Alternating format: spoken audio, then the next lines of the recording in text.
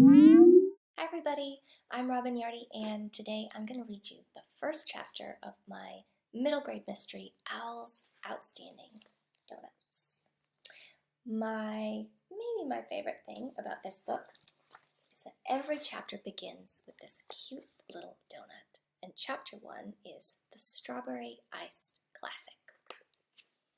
A sour cream cake donut with strawberry-infused pink icing and sprinkles. Ordinarily, Alfred wouldn't have let anything interrupt his midnight donut break, but something about that late August night was decidedly out of the ordinary. So Alfred stopped eating. He licked at the pink icing smeared across his beak and swiveled his head a full 270 degrees, taking in the scene from his favorite roost in the scraggly redwood tree. The sea shushed against the shore below the bluff. That was nothing out of the ordinary. The antique sign for Owl's Outstanding Donuts, perched atop a pole next to Highway 1, had been dark since 9:59 p.m. Very ordinary. Molly Waters, the proprietor of the Big Sur Donut Shop, was extremely punctual.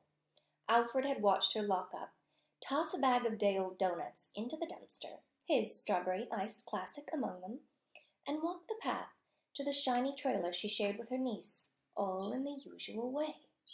But the large white truck was back, parked across the highway.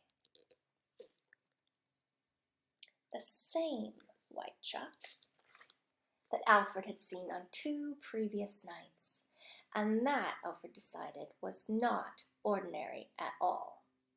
What on earth are they doing? Alfred thought, blinking his gold eyes.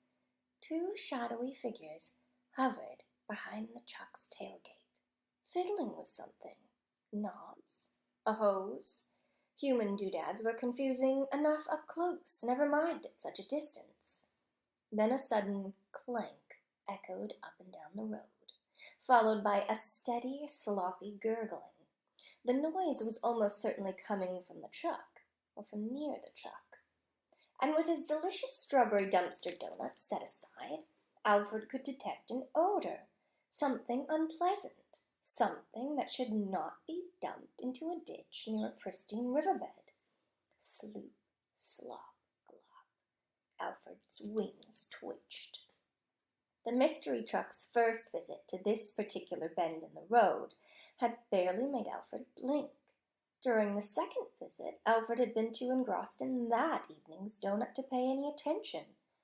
But now Alfred was certain that whatever those shadowy figures were up to, whatever that sloopy goop was, something would need to be done. People can't just dump stinky slop into creeks and get away with it. Not in Big Sur, anyway. Abandoning the rest of the pink donut to grow hopelessly stale, he spread his smudged wings and swooped toward the silver Airstream travel trailer tucked among a grove of cypress trees. A row of terracotta pots containing prickly cactuses dotted the roof, so he didn't relish landing there. But the window box nearest the little girl's bed made for a more opportune landing spot. She was only 9 or 10, and even Alfred was unsure of how much use she'd be. But she was a very light sleeper, which is a useful thing in the right moment or in the wrong one.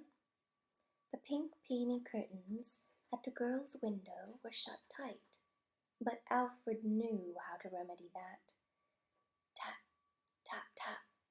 Alfred rapped his beak against her dusty window pane.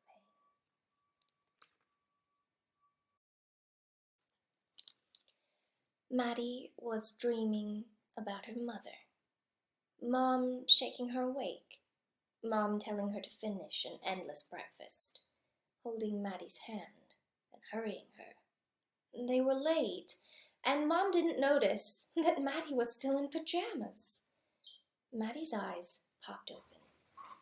She wanted to close them again right away. Even late for school wearing your pajamas dreams were good if they had her mom in them.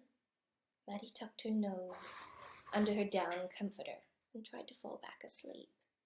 But something was at her window, tapping her awake and taking Mom away. Mattie flung her covers aside and crouched by the window, listening with one ear. Nothing. She snapped the pink curtains open and pressed her nose to the black glass. A face with huge golden eyes was peeping through the petunias in the window box. Mattie screeched and tumbled backwards. The whole trailer shook as she bumped onto the braided rag rug below her bed. The golden eyes kept blinking through the dark window. Mattie's hazel green eyes blinked back.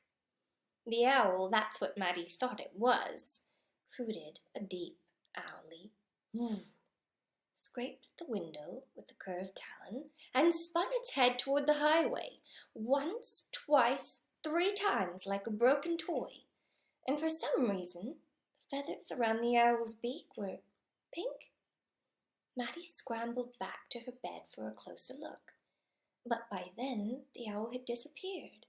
Trampled flowers in the window box were the only sign that the bird had been there at all. Mattie shoved the window open, squinting out into the dark. Past the ferns outside their trailer and across the empty parking lot sat Owl's Outstanding Doughnuts. Like everything else on the near side of the highway, Aunt Molly's shop was quiet and closed up. On the far side of the highway, a wall of redwood trees stood dark and still, the start of a forest that stretched for miles. Nothing weird there. "Whoo, whoo, whoo," the owl hooted again. It must have stayed near the trailer, but Mattie still couldn't see it. From the corner of her bed, up on her knees, she could see a light flickering on the opposite side of the highway, the only lamppost before the road twisted off into the trees. And just beyond its glow, a truck had pulled off onto the shoulder. Mattie bit down on her bottom lip. That's maybe weird, she thought. If they were having car trouble, why didn't they just pull into the parking lot? A round, shadowy someone in a hooded sweatshirt was grappling with the end of what looked like a big floppy hose. Mattie noticed a taller someone, too, standing watch. "Well, that's for sure suspicious," she mumbled. Then one of Aunt Molly's terracotta pots flew off the top of the trailer like a cannonball. Mattie watched its little pointy cactus spinning end over end until the pot smashed to bits on the wooden deck outside. The crash of clay made Mattie flinch, and the shadowy figures down the road heard it too. The taller one shoved the stubby one, looking left, right, and behind. They jogged around the cab of the truck and dove inside, slamming the doors behind them. Mattie tried to read the license plate as the truck's engine revved, but it was too dark outside, and the truck was too far away for Mattie to see any numbers. The truck fishtailed in the gravel, pulled onto the road, and squealed out of sight, with its floppy hose trailing like a tail. Mattie squished her face against the window's bug screen, trying to peek at the top of the trailer. Did that owl push the flower pot? She wondered.